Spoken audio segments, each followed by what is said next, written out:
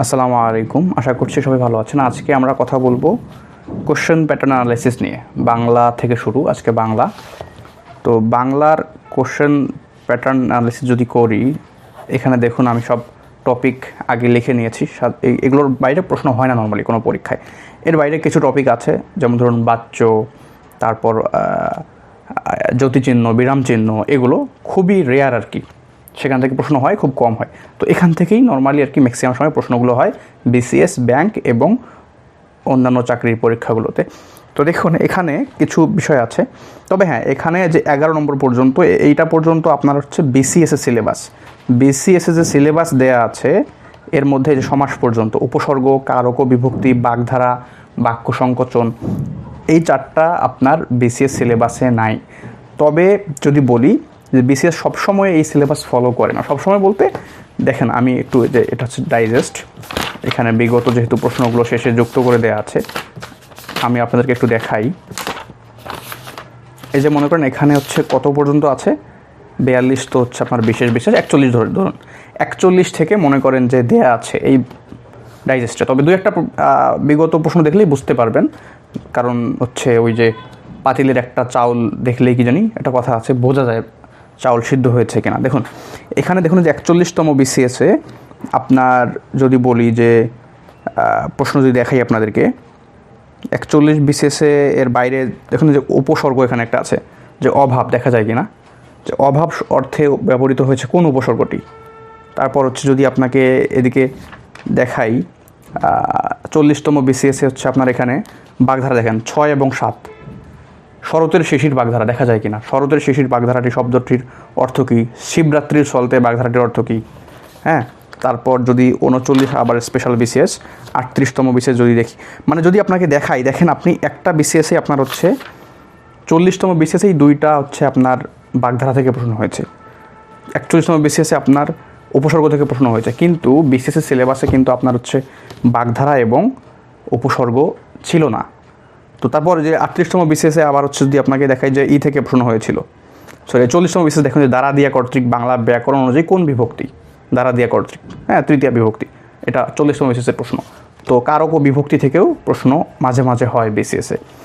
তো বাক্য সংকোচন থেকেও মাঝে মাঝে হয়, খুবই রেয়ার কিন্তু হয়। তো বিসিএসের আসলে নির্দিষ্ট কোনো সিলেবাস নাই, এরা যে কোনো তাদের ইচ্ছা মতো প্রশ্ন করতে পারে।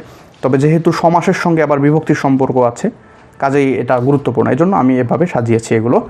তো এখন এর মধ্যে আবার যদি বলে যে প্রয়োগ অপপ্রয়োগ, তারপর বানান, বাক্য শুদ্ধিকরণ, তারপরে যদি বলি হচ্ছে শব্দ, হ্যাঁ শব্দ, তারপর এখানে আছে আপনার হচ্ছে ধরুন বাগধারা, হ্যাঁ বাগধারা, তারপর শব্দ, প্রয়োগ অপপ্রয়োগ, বানান, বাক্য শুদ্ধিকরণ, এগুলো থেকে আপনার হচ্ছে রিটেনের প্রশ্ন হয়, পদ থেকেও হয় রিটেনের প্রশ্ন, পদ। যেহেতু রিটেনে, বিশেষ রিটেনে এগুলো ফিক্সড, বিশেষ রিটেন প্রয়োগ অপপ্রয়োগ, বাক্য শুদ্ধিকরণ, বানান, নত্য সত্য বিধান আর কি এর মধ্যে আমি যুক্ত করে দিয়েছি। তো নত্য সত্য বিধান থেকে ডিরেক্ট আপনার নিয়ম লিখতে বলে বিশেষ লিখিত পরীক্ষায়। তো প্রয়োগ অপপ্রয়োগ থেকে এরকম লিখিত প্রশ্ন হয়। তারপর শব্দ থেকে প্রচুর প্রশ্ন হয়, শব্দের মধ্যে আবার অনেকগুলো আছে শব্দের ব্যাপার, শব্দের উৎপত্তিগত প্রকার আছে, উৎসগত আছে, তারপর হচ্ছে আপনার কি জানি শব্দদ্বিত্ব, হ্যাঁ দ্বিরুক্তি, সংখ্যাবাচক শব্দ, এগুলো শব্দের অনেক শ্রেণী বিভাগ আছে। তো সেখান থেকে লিখিত পরীক্ষায় প্রশ্ন হয় বিশেষ লিখিত। পদ থেকে হয় অব্যয়, অব্যয়ের বিশেষণ, অতিশয়ন, এগুলো পদের শ্রেণী বিভাগ থেকে প্রশ্ন হয় বিশেষ লিখিত।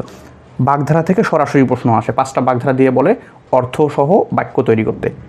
তো যেহেতু বাগধারা, পদ, শব্দ, বানান, বাক্য শুদ্ধিকরণ, নত্য সত্য বিধান, প্রয়োগ এগুলো থেকে রিটেনের যেহেতু প্রশ্ন হয় বিশেষ রিটেন, এবং যেহেতু আপনি বিশেষ প্রিপারেশন নিচ্ছেন, তাহলে প্রিলিমিনারিতে এগুলো প্রশ্ন হয় এখান থেকে। কিন্তু তার মানে এগুলো হচ্ছে আপনার জন্য পড়া খুবই জরুরি, অপরিহার্য, এগুলো বাদ দেওয়া নিজের জন্য হারাম করে নিতে পারেন আপনি, কারণ এখান থেকে আপনার লিখিততেও প্রশ্ন হয়।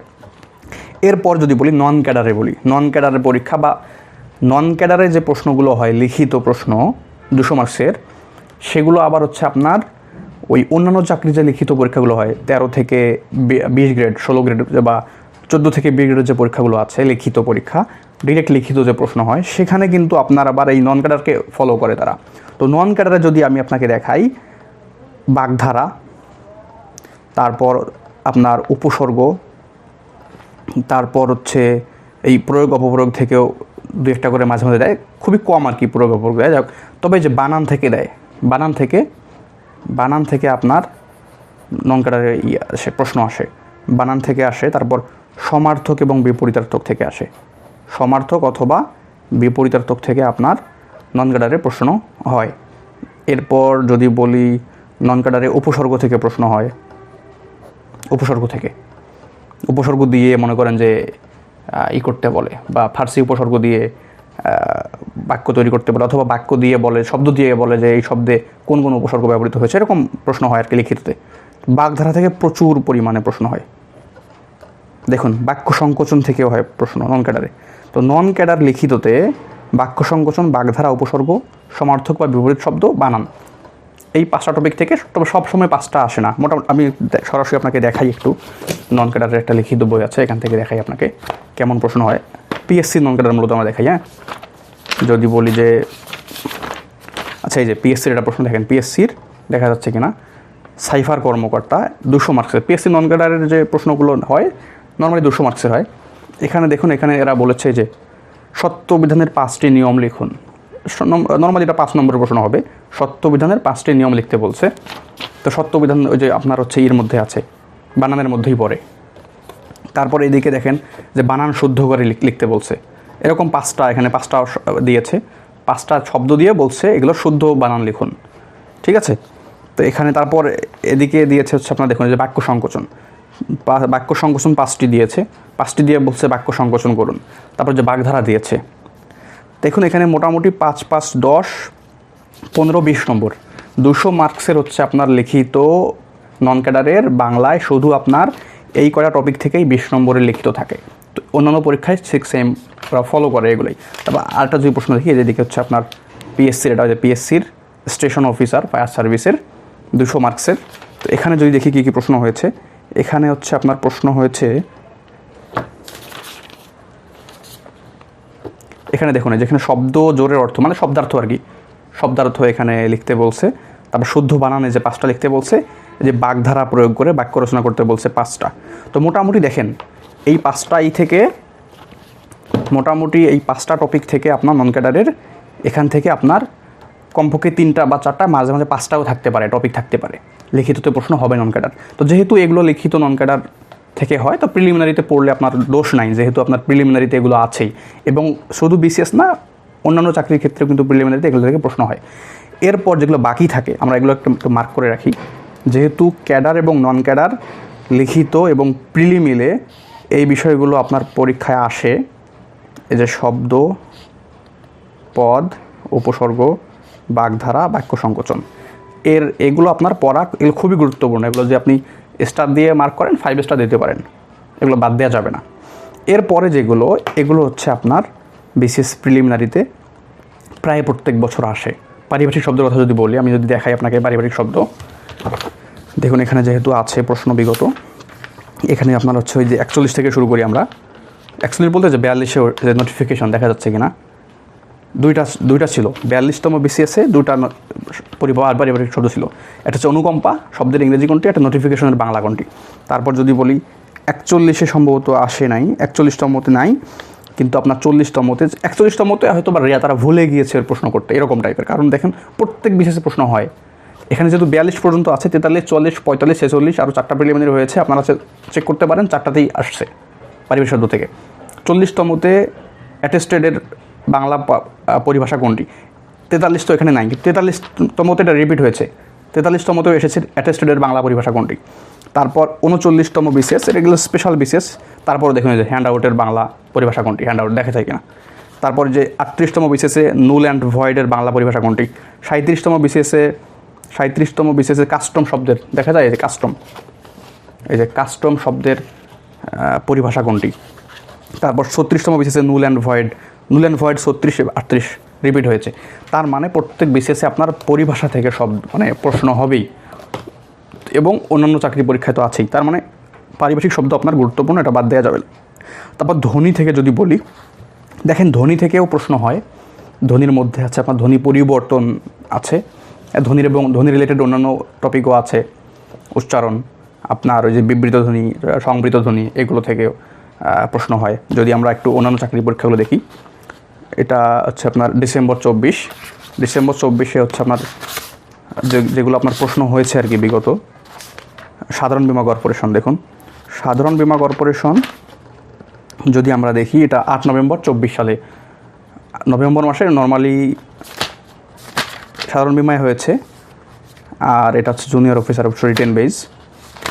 মোটামুটি আর তেমন নভেম্বরে আমরা পরীক্ষা হয় নাই। হ্যাঁ, সাধারণ বীমা কর্পোরেশনের প্রশ্ন দেখি আমরা। ধনী থেকে বাটে প্রশ্ন হয়েছে। ধনী থেকে এখানে দেখবেন যে হচ্ছে এই যে দুটি সমবর্ণের একটি পরিবর্তনকে কী বলে, দেখা যায় কিনা। দুটি সমবর্ণের একটি পরিবর্তনকে কী বলে, ধ্বনি পরিবর্তন। তারপর যদি এখানে দেখুন আরও একটা প্রশ্ন হয়েছে, এই যে মুকুট মুটুক ধ্বনি বিপর্যয়ের উদাহরণ। কোন ধরনের ধ্বনি পরিবর্তনের উদাহরণ এটা? মুকুট মুটুক। মানে একটা প্রশ্ন এখানে দেখুন যে দুটো ধ্বনি পরিবর্তন থেকে এসেছে। তার মানে বিসিএসের বাইরেও ধ্বনি পরিবর্তন থেকে প্রশ্ন আসে বা ধ্বনি থেকে প্রশ্ন আসে, এটাও গুরুত্বপূর্ণ, আপনাকে পড়তে হবে। বর্ণ বলতে কোনটা জানেন? বর্ণ বলতে হচ্ছে যে স্বরবর্ণ, ব্যঞ্জন বর্ণ, মাত্রাহীন বর্ণ কয়টা, হ্যাঁ, তারপর হচ্ছে অর্ধমাত্রার বর্ণ এই কয়টা, মৌলিক বর্ণ, যৌগিক বর্ণ, মৌলিক স্বর, এগুলো থেকে আর কি প্রশ্ন আসে। এটা খুব গুরুত্বপূর্ণ, এটা বাদ দেওয়ার কোনো উপায় নাই। তবে মাঝে মাঝে গ্যাপ যায়, সব সময় যে এখান থেকে প্রশ্ন হয় এমনটা না, মাঝে মাঝে গ্যাপ যায়। যেগুলো আমরা মার্ক করা সেগুলো তো 5 স্টার, এগুলো তো বাদ দেওয়ার কোনো অপশনে নাই। পারিভাষিক শব্দ প্রিলিমিনারির জন্য বাদ দেওয়ার কোনো অপশন নাই, পারিভাষিক শব্দ ছাড়া কোনো বিসিএসের প্রশ্ন হবে না, এটা গ্যারান্টি। তারপর প্রকৃতি প্রত্যয়, দেখেন প্রকৃতি প্রত্যয়টা একটু কঠিন, মোটামুটি অনেক পড়তে হয়, অনেক পরে 1 নম্বর কমন পাওয়া যায়, 1 নম্বর, তবে মাঝে মাঝে গ্যাপ যেতেও পারে। তো এবং পড়তে হয় অনেক, এজন্য এটা কেউ চাইলে অনেকে বাদ দিতে পারে প্রকৃতি প্রত্যয়টা, যেহেতু এটা মুখস্থের মতো করতে হয়, না বুঝলে এটা বাদ দেওয়া ভালো। সন্ধি এবং সমাস গুরুত্বপূর্ণ, বিসিএসের সন্ধি এবং সমাস থেকে প্রশ্ন হবে। আমি সবগুলো না দেখাতে হচ্ছে সময় চলে যায়, হলে তারপরে যে সামনেই আসে, আচ্ছা একটু দেখাই। এই দেখেন 38তম বিসিএসে এই যে সদ্যজাত শব্দের সন্ধি বিচ্ছেদ কোনটি দেখা যাচ্ছে। হ্যাঁ, সন্ধি বিচ্ছেদ সদ্যজাত। তো এরকম আপনি হচ্ছে প্রত্যেক বিসিএস এরকম পাবেন, সন্ধি এবং সমাস থেকেও থাকে, বিসিএস ছাড়া অন্যান্য পরীক্ষাও তো পাবেন। তো এবং কারক বিভক্তি যেটা বললাম, বিভক্তি সমাসের সঙ্গে সম্পর্কিত, এবং কারক থেকে বিসিএসের প্রশ্ন খুব কম হয় কারক থেকে, তবে অন্যান্য চাকরির পরীক্ষায় কারক থেকেও হয়। এবং লিখিত যে মাঝে মাঝে নন ক্যাডারে তো এখানে দেখলাম না কারক থেকে, কিন্তু মাঝে মাঝে নন ক্যাডারে কিন্তু লিখিত অথবা অন্যান্য চাকরির যে লিখিত পরীক্ষাগুলো আছে 16 থেকে 20 গ্রেড, সেখানেও কিন্তু কারক থেকে মাঝে মাঝে কারক নির্ণয়ে লিখিত প্রশ্ন দেয়। তো মোটামুটি যে এখানে যে টপিকগুলো দিয়েছি এর বাইরে পড়ার দরকার নেই আপনাদের। এর বাইরে আছে বাচ্য পরিবর্তন, বিরাম চিহ্ন, জ্যোতি চিহ্ন, আপনারা দেখতে পারেন, দেখলে ভালো, না দেখলেও সমস্যা নেই। আপনার এগুলো খুব গুরুত্বপূর্ণ। এর মধ্যে যেগুলো মার্ক করা সেগুলো হচ্ছে খুবই গুরুত্বপূর্ণ, এগুলো বাদ দেওয়াই যাবে না, খুব ভালো করে পড়তে হবে, যেহেতু প্রিলি এবং রিটেন বেজ, এগুলো প্রিলি এবং রিটেন বেজ প্রিপারেশন। এর বাইরে সাহিত্যের কথা যদি বলি আপনাকে, ভিডিওর লম্বা হয়ে যাচ্ছে। দেখুন সাহিত্য, বাংলা সাহিত্য প্রাচীন যুগ মধ্যযুগ খুবই গুরুত্বপূর্ণ। প্রাচীন যুগ মধ্যযুগ থেকে বিশেষ লিখিততে প্রশ্ন হয়, কাজেই সেটা বাদ দেওয়া যাবে না। এবং আধুনিক যুগ যে আছে, আধুনিক যুগে অনেকে বলবে যে ওরা 11 জন বা এরকম কিছু ফিক্সড করে দেয়, যেটা বিসিএসে খুব বেশি আসে। কিন্তু আমি বলবো, দেখুন রবীন্দ্রনাথ, নজরুল এবং পঞ্চপাণ্ডবের মধ্যে কারা, যে জীবনানন্দ, বুদ্ধদেব বসু, বিষ্ণুদেব, এগুলো আছে। তো দেখুন এখানে আধুনিক যুগের বিগত দিকগুলো, 42তম বিসিএস বাদ দিলাম, স্পেশাল বিসিএস যেহেতু। 41তম থেকে শুরু করি। 41তমতে এখানে কালকুট নামে পরিচিত কোন লেখক? সমরেশ বসু প্রশ্ন হয়েছে। আমি দেখাই, একটু ভালো করে খেয়াল করুন। কালকুট, সমরেশ বসু। হ্যাঁ দেখুন এখানে হচ্ছে যে পরাণের গহীন ভিতরের কাব্যের কবিকে সৈয়দ শামসুল হক। জীবনানন্দ দাশের থেকে প্রশ্ন হয়েছে। তার ভাষা আন্দোলন ভিত্তিক প্রশ্ন হয়েছে হচ্ছে কোনটা? তোমাকে অভিবাদন প্রিয়া। ঠিক আছে, তোমাকে অভিবাদন প্রিয়া, এটা হচ্ছে সম্ভবত নামটা মনে আসছে না এখন, শহীদ কাদরী, সম্ভবত শহীদ কাদরীর। তারপর দাশরথী রায়ের প্রশ্ন হয়েছে। চারণ কবি হিসেবে মুকুন্দ দাসের প্রশ্ন হয়েছে মধ্যযুগের। তারপর রবীন্দ্রনাথের নষ্টনীর একটা চরিত্র, নবী রবীন্দ্রনাথ থেকে প্রশ্ন হয়েছে। তা বিধবার প্রেম নিয়ে হচ্ছে আপনার রবীন্দ্রনাথ থেকে 2টো প্রশ্ন হয়েছে। তারপর জেলে জীবন কেন্দ্রিক উপন্যাস গঙ্গা সম্ভবত মানিক বন্দ্যোপাধ্যায় সম্ভবত। তার মানে হচ্ছে তারপর এদিকে বাংলা একাডেমি পুরস্কার কম বয়সে পান শামসুল হক থেকে 2টো প্রশ্ন হয়েছে। সব কিছু নষ্টদের অধিকারে যাবে, হুমায়ুন আজাদ। দেখুন এই কটাতেই বলি, বাকিগুলো এরকম, জীবনানন্দ, তারপর চিলেকোঠার সেপাই, 69-এর গণ অভ্যুত্থান, আখতারুজ্জামান ইলিয়াস। এখন আপনাকে কোনটা বাদ দিবেন? আপনি যদি মার্ক করেন 10 জন, 12 জন, 15 জন লেখক, এর বাইরে কিন্তু 15 জন লেখকের বাইরেই কিন্তু এখানে প্রশ্ন আপনি পাবেন। আখতারুজ্জামান ইলিয়াস আছে, আখতারুজ্জামান ইলিয়াসের পরে হচ্ছে আপনার মানিক বন্দ্যোপাধ্যায় আছে, তারপরে হচ্ছে আপনার শহীদ কাদরির প্রশ্ন হয়েছে, সৈয়দ শামসুল হকের প্রশ্ন হয়েছে, আপনি কারে বাদ দিবেন? হ্যাঁ, এখানে তারপরে যে হুমায়ুন আজাদের প্রশ্ন আছে, আপনার কোনো বাদ দেওয়ার কোনো অপশন নাই। যদি আপনি মার্ক করে করে পড়েন বাংলা সাহিত্য, আমি বলবো যেহেতু বিসিএসে এখানে আপনার 15টা প্রশ্ন আসে বাংলা সাহিত্য থেকে, এবং বিসিএসের বাইরে আপনার প্রশ্ন হয় অন্যান্য চাকরির পরীক্ষায় বাংলা সাহিত্যে প্রচুর প্রশ্ন হয়, ইংরেজি সাহিত্যের প্রশ্ন কিন্তু হয় না। আমরা ইংরেজি আজকে কথা বলবো না। তো বাংলা সাহিত্য যদি আপনি সবগুলো পড়েন, আমি বলবো যে আপনি সবগুলো পড়েন বাংলা সাহিত্য, খুব ভালো করে পড়েন, বারবার পড়েন, যেন আপনার ঠোঁটের সঙ্গে গেঁথে যায়। আপনি যেন শহীদ কাদরি নাম মনে আসলেই যেন তার উপন্যাসকে কী আছে, কাব্যকে কী আছে, এটা যেন আপনার কবিতাগুলো আপনার মনে আসে। আপনি যেন সৈয়দ শামসুল হকের নাম শুনলেই যেন আপনার তার উপন্যাসগুলো, আপনার কাব্যগ্রন্থগুলো মনে হয় আপনার, এরকম করে পড়েন। তারপর 40তম বিশেষে দেখেন বঙ্কিমচন্দ্র চট্টোপাধ্যায় থেকে প্রশ্ন হয়েছে, বঙ্কিমচন্দ্র থেকে প্রশ্ন হয়েছে। তারপরে যে মুক্তিযুদ্ধভিত্তিক উপন্যাস একটি কালো মেয়ের কথা থেকে প্রশ্ন হয়েছে। হ্যাঁ, মানে আপনার কালো বরফ থেকে প্রশ্ন হয়েছে, পটভূমি চেয়েছে, মানে আপনার হচ্ছে সৈয়দ ইমদাদুল হক, তারপর তারাশঙ্কর বন্দ্যোপাধ্যায়, আগুন পাখি উপন্যাসের রচয়িতা হাসান আজিজুল হক। হ্যাঁ, মানে হাসান আজিজুল হক, তারাশঙ্কর বন্দ্যোপাধ্যায়, জসিমউদ্দিন। তারপর এটা প্রশ্ন দেখেন মদনমোহন তর্কলাঙ্কার, নীল দর্পণ, মাইকেল মধুসূদন দত্ত, যারা অনুবাদ করে আর কি, তারা জীবনস্মৃতি রবীন্দ্রনাথ ঠাকুর। তো মোটামুটি দেখেন আপনার মাইকেল মধুসূদন থেকে শুরু করে আপনার হাসান আজিজুল হক, তারপরে হচ্ছে সৈয়দ ইমদাদুল হক, তারপর তারাশঙ্কর বন্দ্যোপাধ্যায়, কেউ বাদ যায় না। সবসময় কিন্তু আপনার 11 জন ফলো করবে না। আমি মাত্র দুটো বিশেষের প্রশ্ন দেখিয়ে আপনাকে বোঝালাম। বলতে চাচ্ছি যে সবসময় আপনি যে ওরা 11 জন পড়বেন বা মার্ক করা 15 জন 20 জনের রাইটার পড়বেন, এটা সবসময় আপনার সেখান থেকে কমন পাবেন না। এর বাইরেও আপনার খুবই লেস ইম্পর্ট্যান্ট যেগুলো আপনি মনে করছেন সেখান থেকে প্রশ্ন হতে পারে। প্রশ্ন হতে পারে অলৌকিক স্টিমারের কে লিখেছে, প্রশ্ন হতে পারে আপনার আবুল হাসানের লেখা থেকে প্রশ্ন হতে পারে, প্রশ্ন হতে পারে হুমায়ুন আজাদ থেকে, তাই না? তো কাজেই আমি বলবো বাংলা সাহিত্য সব পড়েন, যা আছে আপনার কাছে যে বই আছে সেই বইয়ের সবগুলো বাংলা সাহিত্য পড়ে ফেলবেন। কারণ শুধু বিশেষ না, এর বাইরেও আপনার প্রশ্ন হয় বাংলা সাহিত্য। বাংলা সাহিত্য বাদ দিয়ে কোনো চাকরির পরীক্ষায় প্রশ্ন হয় না। তো এই ছিল আজকের কোশ্চেন প্যাটার্ন অ্যানালাইসিস বাংলা বিষয় নিয়ে, বাংলা ব্যাকরণ সাহিত্য। আশা করি যে আপনাদের উপকারে লাগবে। তো সবাই ভালো থাকবেন, আল্লাহ হাফেজ।